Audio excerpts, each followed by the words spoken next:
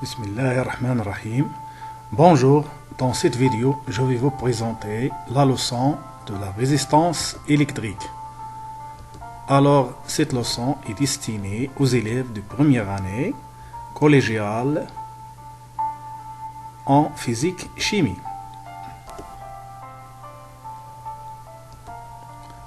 Donc, avant de voir les détails de la leçon, quels sont tout d'abord les objectifs qu'on doit réaliser? Il y a trois objectifs. Le premier, c'est de connaître le symbole de la résistance électrique et son unité.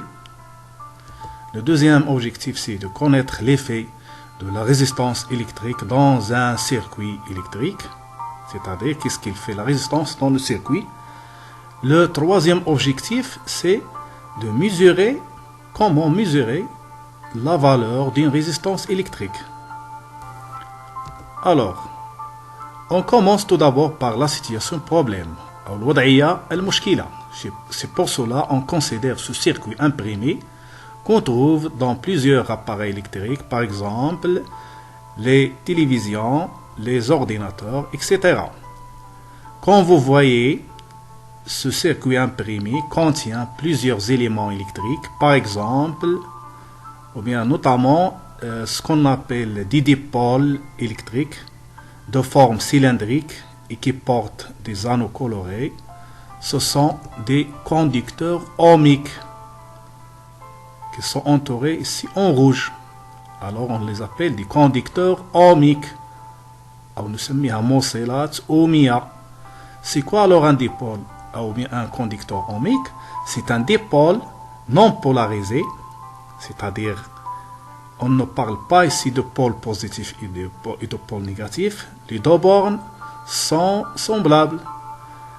Elle est symbolisée par un petit rectangle comme vous voyez, qui a deux bornes, et on ajoute dans la plupart des cas la lettre R. Alors, revenons à ce terme, conducteur ohmique. Comme vous voyez, il est constitué de deux mots conducteurs, c'est-à-dire un objet qui laisse passer le courant, et ohmique, ça vient du mot ohm, O-H-M.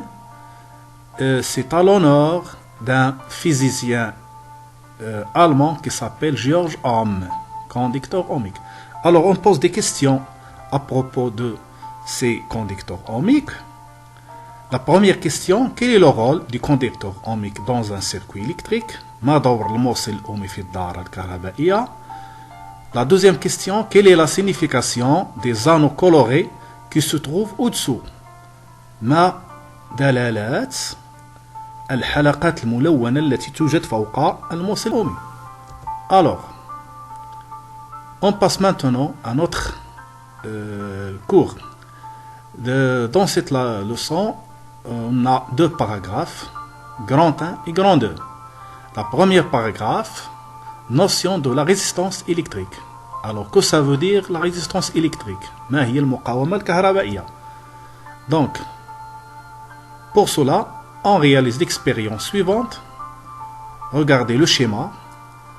Cette expérience est constituée d'un circuit électrique qui comporte un générateur de courant continu, le pôle positif pour négatif, une lampe et un ampèremètre pour mesurer l'intensité. Vous voyez ici qu'il est monté en série. Dans le deuxième cas, et dans le même circuit, on monte un conducteur ohmique, R, que vous le voyez, on le monte bien sûr en série. Alors, qu'est-ce que vous voyez après la réalisation de l'expérience? Vous voyez que l'éclat de la lampe diminue et que l'intensité est diminuée aussi. Ça, bien sûr, après l'ajout du conducteur ohmique.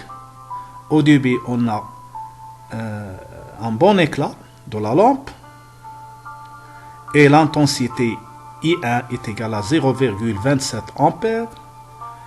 Dans le deuxième cas, l'éclat diminue, on obtient un faible éclat de la lampe et l'intensité I2 est égale à 0,14 ampères. Alors, quelle est la différence ou bien qui a fait cette différence entre le premier montage et le deuxième? Bien sûr, c'est le conducteur ohmique. C'est pour cela qu'on déduit que le conducteur ohmique a une résistance électrique, c'est-à-dire il diminue la résistance. Donc, ça, on l'exprime, ou bien s'exprime dans l'observation comme ça. Lorsqu'on ajoute un conducteur ohmique en série, l'intensité du courant diminue. On dit qu'il est caractérisé par sa résistance électrique.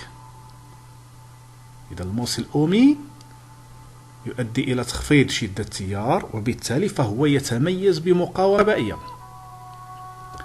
Donc, qu'est-ce qu'on conclut? Ce que nous intéresse dans cette paragraphe, c'est la conclusion suivante. C'est quoi la résistance électrique?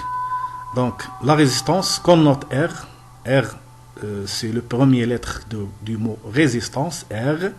C'est une grandeur physique qui caractérise les conducteurs ohmiques. Son unité est l'ohm.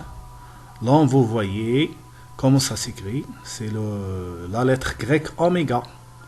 Donc, on note la résistance par R et son unité est l'ohm.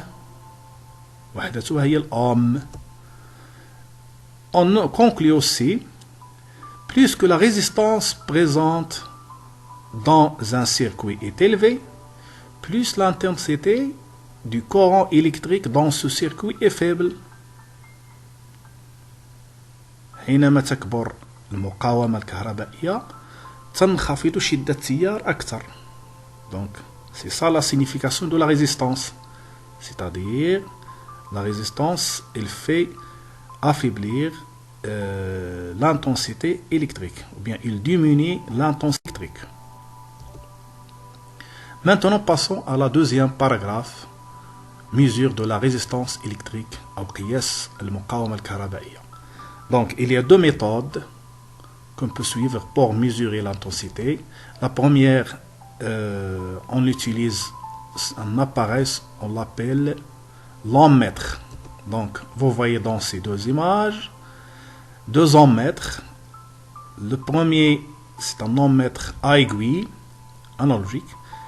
Le deuxième, c'est un ammètre numérique. En réalité, c'est un multimètre qu'on peut utiliser pour mesurer soit la tension en volts, ou bien l'intensité en ampères, ou bien la résistance en ohms. Donc, comment peut-on utiliser ce multimètre ou bien l'ammètre? Regardez, par exemple, on prend un conducteur ohmique R pour mesurer sa résistance électrique. On branche ces bornes avec les bornes du multimètre. On utilise ici la borne qui contient l'unité ohm et la borne com. La borne commune. La borne ohm et la borne commune. Et on met le bouton de sélection ou bien le sélecteur dans la zone ohm. Après, on lit la valeur dans ou bien sur l'écran. Ici, comme vous voyez, le multimètre affiche la valeur 150. 150 quoi? 150 ohms. C'est pour cela qu'on déduit que la valeur de cette résistance est R est égal à 150 ohms. R, résistance, est égal à 150. Passons maintenant à la deuxième méthode. Donc après la méthode de l'ammètre, la deuxième méthode s'appelle le code des couleurs, ou bien en utilisant le code des couleurs. Vous voyez ici que ce conducteur ohmique porte des anneaux colorés. Dans la plupart des cas, il y a 4 anneaux colorés, ou 4 حلقات ملونة. Vous voyez ici que parmi ces 4, il y a 3 qui sont proches et la quatrième un peu loin. Donc, on doit mettre le conducteur ohmique dans cette position. Les 3 doivent être à gauche et la quatrième doit être à droite. Alors, quelle est la méthode utilisée pour savoir la valeur de la résistance? Le premier anneau indique le premier chiffre. Le deuxième anneau indique le deuxième chiffre. Le troisième anneau indique le nombre des zéros. Alors attention ici, le troisième anneau, je dis qu'il indique le nombre de zéros. Alors, ces anneaux colorés, donc, ou bien chaque couleur est reliée par un nombre. Par exemple, la couleur noire est reliée par, ou bien son nombre est 0. Le marron 1, le rouge 2, l'orange 3, le jaune 4, le vert 5, le bleu 6, le violet 6, 7, la couleur grise 8 et la couleur blanche 9.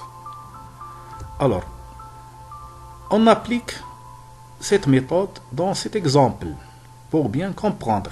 On considère ce conducteur ohmique. Alors, vous voyez les trois couleurs. Le premier anneau est en marron, le deuxième est en vert et le troisième est en marron.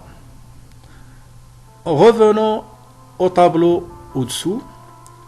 Vous voyez que le marron, son numéro est 1, le vert 5 et le marron, bien sûr, de la troisième, ou bien le troisième anneau, son numéro c'est 1. On n'écrit pas ici 1, on écrit 1, 0, le nombre de 0. Par exemple, si on a un autre couleur, on écrit un autre nombre de 0, 2 0, 3 0, 4 0, etc.